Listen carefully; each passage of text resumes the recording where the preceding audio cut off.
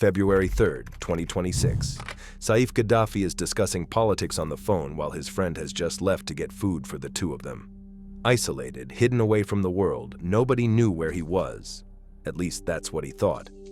Suddenly he hears commotion and tells the guy on the phone that he thinks he hears someone breaking into the house.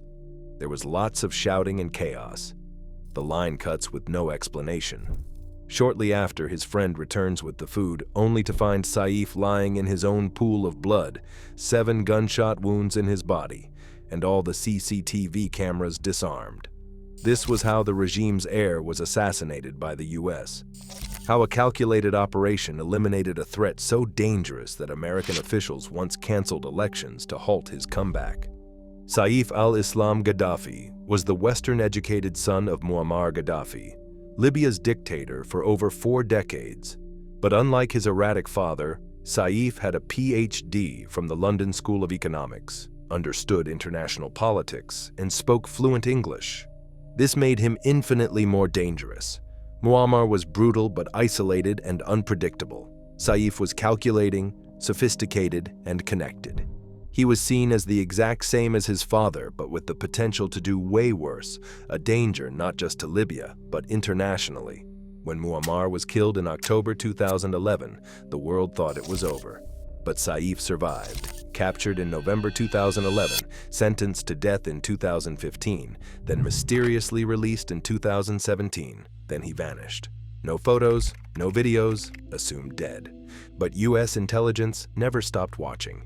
They knew what he represented, the possibility of the regime's return.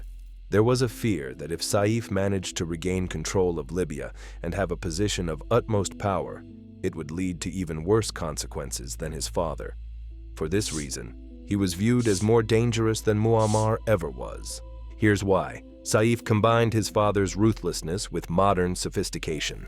Muammar made irrational decisions that isolated Libya internationally. His unpredictability made him a pariah. His rambling speeches and bizarre behavior made him easy to dismiss. But Saif was different. Saif understood diplomacy and economics. He could rebuild the regime while maintaining Western relationships, making him 2, 3, even 4 times worse. He had legitimate popular support that his father never truly possessed. Despite the regime's brutality, the Gaddafi name commanded loyalty among certain tribes and factions. After years of civil war and chaos following 2011, many Libyans grew nostalgic for Gaddafi-era stability, forgetting the torture and disappearances and remembering only the order and infrastructure. Most critically, as long as Saif lived, the Gaddafi regime wasn't dead. It was dormant. The United States had invested billions in Libya's transition and conducted military intervention to remove Gaddafi. All of that would be worthless if Saif returned.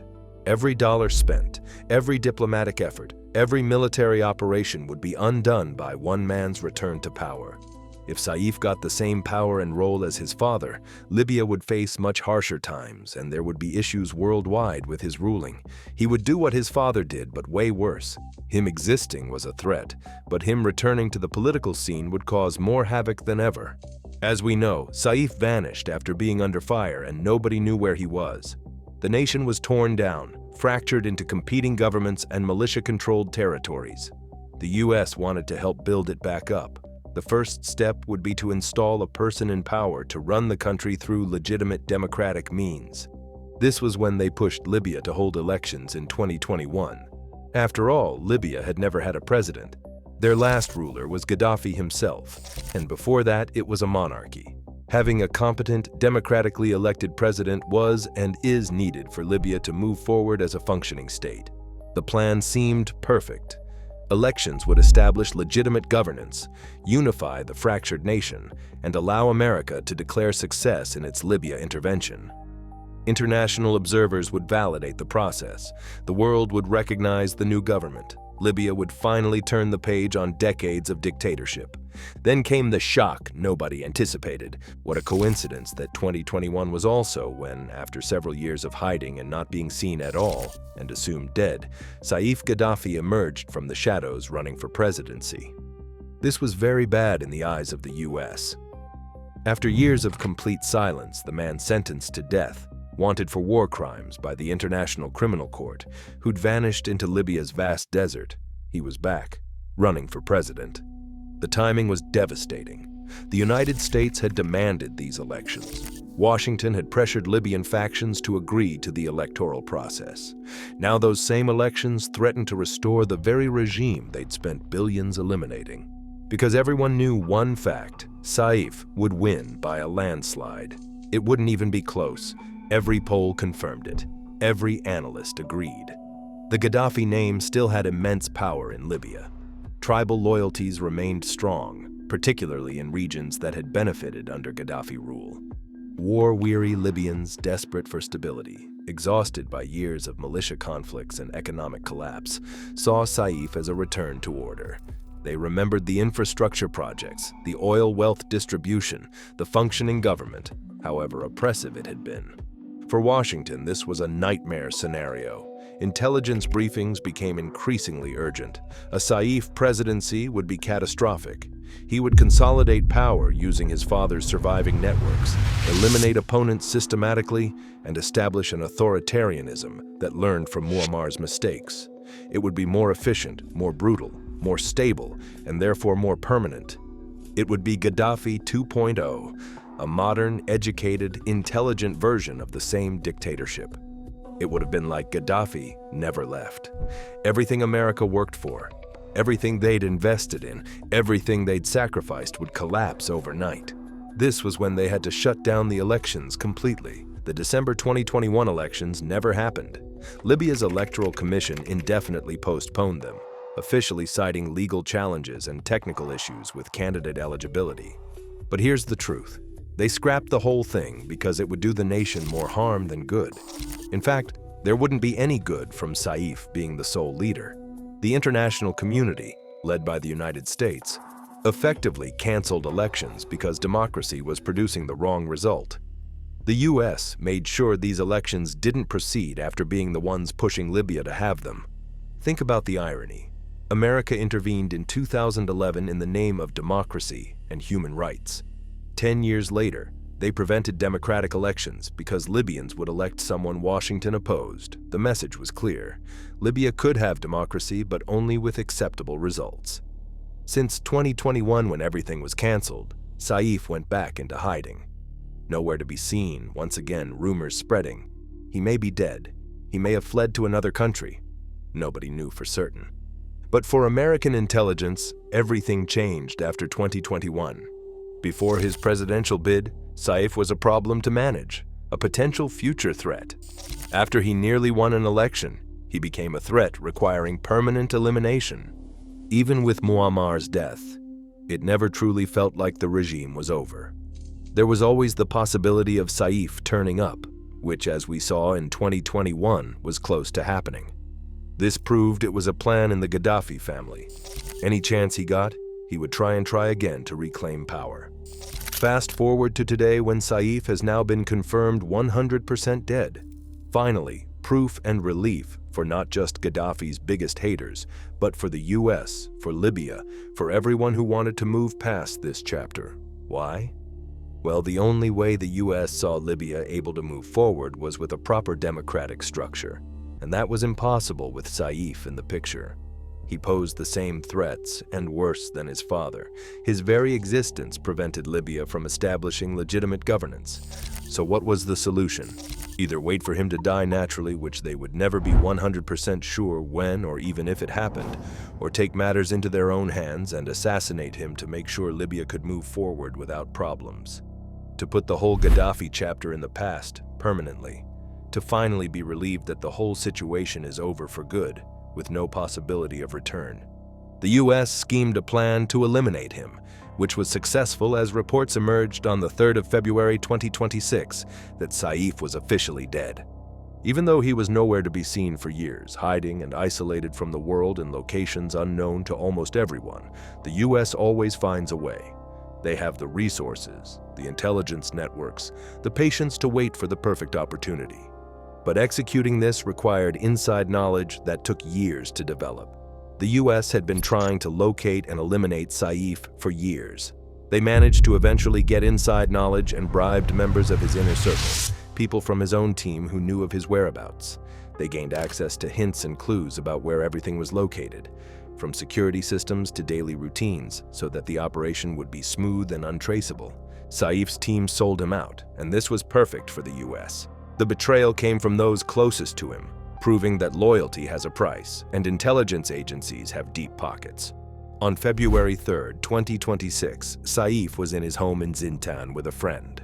That afternoon, his friend left to get food for the two of them.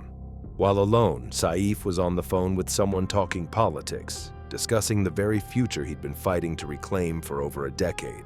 Mid-call, Saif suddenly said something chilling. "Hold on. I think I hear people breaking into my house."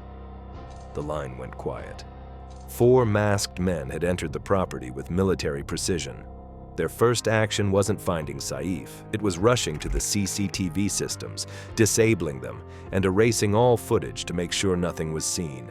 This alone proves the professional nature of the operation. Then they found Saif. 7 gunshots rang out, 7 bullets to ensure the job was complete, to guarantee there would be no survival, no escape, no miraculous recovery. When his friend returned with food minutes later, he found Saif dead in a pool of his own blood, the cameras disabled, and no trace of who had done it. People will frame this as local Libyans angry with his father getting revenge, or another political figure tied to Libyan militia groups wanting him eliminated for future electoral advantage should Libya host elections again. But the truth is simple. He was, and technically is, one of the most wanted men by the International Criminal Court for war crimes, human rights violations, and association to his father's atrocities. The US wanted Libya to move forward with elections, and as we said, that was only possible if he was gone from the picture permanently. Would random people know his location? He'd been away from anyone and anything for years. He wasn't going to be easy to find. He had successfully hidden from international intelligence agencies, from bounty hunters, from revenge-seeking militias. Would randoms know about his CCTV systems? Reports say the intruders rushed to disable and erase footage. The ordinary person wouldn't even know how to work sophisticated security systems, and would they even know the locations of cameras and recording equipment? The answer is obvious. No ways. Only a team of intelligence operatives with strategic planning could execute such a move on one of the most dangerous and wanted men on Earth. Only professionals would know to prioritize erasing evidence before and during the hit. Only operators with detailed insider intelligence, developed over years of cultivation, could find someone who'd successfully hidden from the world. This wasn't revenge. This was a calculated assassination with US intelligence backing, funding, and operational support. The 4 masked men disappeared without a trace. The investigation went nowhere, just another unsolved killing in chaotic Libya, where violence is common and justice is rare. But they got rid of a threat and can now help Libya rebuild indefinitely. Elections will soon be held most likely, and with all violent political leaders, especially Gaddafi-related ones, now permanently gone, only now can Libya and the US feel free. Only now can Libya move forward. No more danger, no more Gaddafi, no more Saif. It's well and truly over for the regime. No more chance or opportunities for their return. For over a decade, the Gaddafi shadow hung over Libya. Every political transition was threatened by Saif's potential return. Every peace agreement included concerns about his comeback.